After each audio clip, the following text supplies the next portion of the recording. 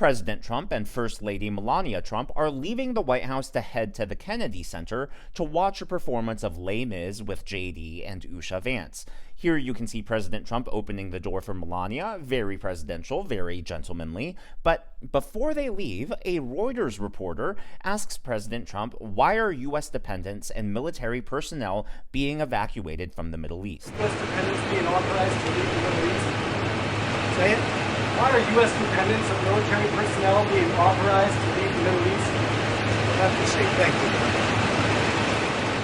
you. So that right there is confirmation that evacuations are taking place at embassies as well as a few military bases. There had been some chatter of this throughout the day. The Washington Post reports U.S. shrinks presence in the Middle East amid fears of Israeli strike on Iran.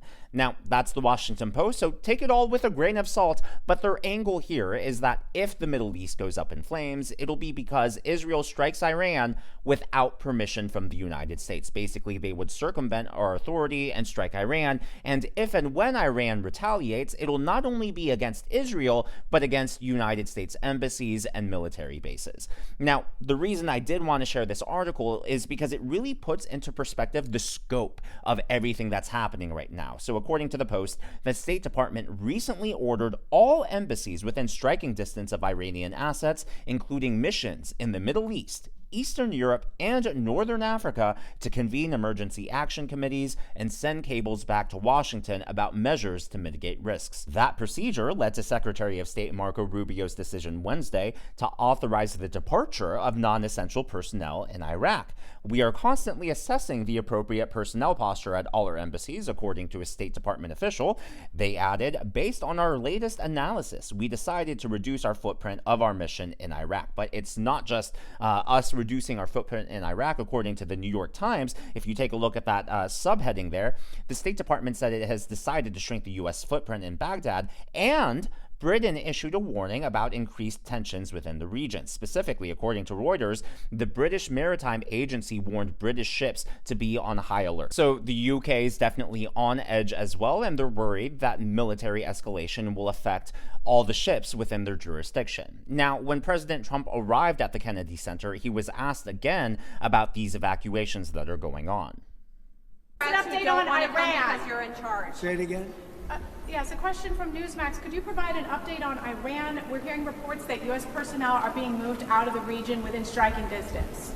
Well, they are being moved out because it could be a dangerous place, and we'll see what happens. But they are we've given notice to move out, and we'll see what happens.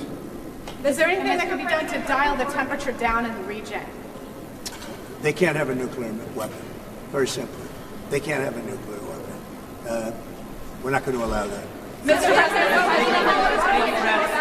So obviously, something very big is happening in the Middle East. Now, I'm not trying to fearmonger, and I'm not even trying to predict what's going to happen next, but with everything happening domestically, from deportation raids to the riots to economic policy, it's easy to forget that part of the job of the commander-in-chief, if not the number one job, is to deal with foreign affairs. And that's why I wanted to cover this story, because it's getting buried, I believe, in everything that's happening in Los Angeles and all these blue major cities.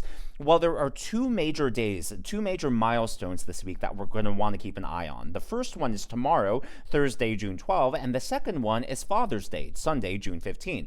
So this past Monday, President Trump actually started talking about tomorrow. The main impediment. We have a meeting with Iran on Thursday, so we're going to wait till Thursday. And what's the main impediment to getting a deal? Well, they're just asking for things that you can't do.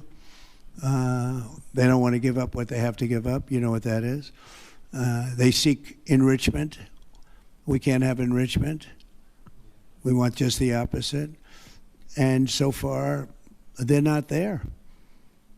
I hate to say that, because the alternative is a very, very dire one, but they're not there. They have given us their thoughts on the deal, and I said, it's just not acceptable.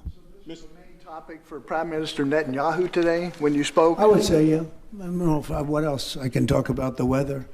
Well, you can talk about Lebanon. Yeah, President Trump and Netanyahu spoke for a total of 40 minutes, mostly about what would happen if the talks fall apart. And President Trump was very clear that Netanyahu should not strike Iran without United States permission. And that's part of the reason why I said earlier we need to take that Washington Post article with a grain of salt, because Netanyahu obviously is very respectful of President Trump, and I just can't imagine that happening. But tomorrow, June 12th, is a very interesting day because President Trump set a 60-day deadline for Iran, and that was set on April 11. And guess what? Tomorrow, June 12, is exactly 60 days from when that was set. So, according to The Telegraph, Trump tells Iran, make a deal or it's war. The first sentence here. Donald Trump has given Iran 60 days to agree to a nuclear deal or face military action. It's not just them. Also confirmed by Axios, why it matters, President Trump has set a 2-month deadline for negotiations with Iran and ordered a buildup of U.S. military forces in the Middle East in case diplomacy fails. And again, as you can see, multiple times they reference that 60-day deadline, which expires tomorrow. Well, the last time President Trump talked extensively about Iran was actually yesterday during an interview with Miranda Devine. Do you think you're going to be able to stop Iran from enriching its nuclear? I don't know. I did think so. And I'm getting more and more less confident about it. They seem to be delaying, and I think that's a shame. But I'm less confident now than I would have been a couple of months ago. Something happened to them, but I am much less confident of a deal being made. I would have said a deal would be made. Something happened to them? Like, no, I don't know. Maybe I'm wrong. Maybe I like really, China I talked them out have of it? instincts about things. You think China talked them out of it? No, I don't think China has anything to do with it. I just think maybe they don't want to make a deal. What can I say? And maybe they do. So what does that mean? mean? There's nothing final. What happens then? Well, if they don't make a deal, they're not going to have a nuclear weapon. Right. If they do make a deal, they're not going to have a nuclear weapon too, but they're not going to have a nuclear weapon. So it's not going to matter from that standpoint. But it would be nicer to do it without warfare, without people dying. Yeah. It's so much nicer to do it. But I don't think I see the same level of enthusiasm for them to make a deal. I think I think they would make a mistake, but we'll see. I guess time will tell. And on top of all of this, we do know that Israel is taking action. Now, I haven't seen any reports of Israel moving weapons, but they've been seen moving pieces that help create their Iron Dome. So according to open source intel, multiple Israel air defense systems are on the move via video, which I will not share. Now, I've also seen this video and have been able to confirm its authenticity, but for the sake of operational security, I'm just not going to broadcast that on the channel.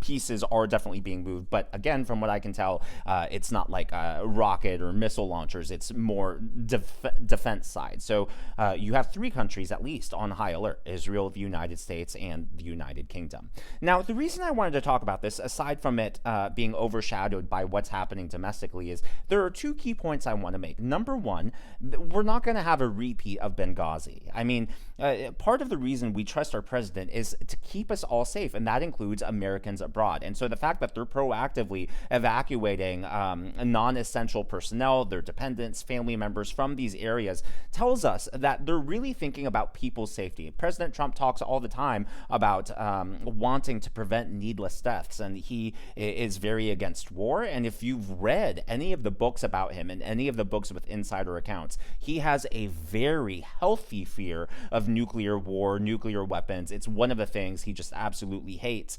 And so what I really like about this is just a very clear respect of human life, and we're not going to have another Benghazi. We're not going to have another Afghanistan withdrawal disaster on our hands. The second point I would like to make is that this is really going to be, and I don't mean this in a negative way, but I think you'll know what I'm saying. This is really going to be President Trump's sort of red line test, right? He's set a deadline. It is very much here. By the way, so the deadline expires tomorrow, Thursday, June 12th, but then there are also talks scheduled for Sunday. Now, there are multiple sources saying that those talks now are on icy ground, shaky ground. They may not happen. So we'll see. That could all change tomorrow. We can find confirmation one way or the other tomorrow, is what what I expect that would happen.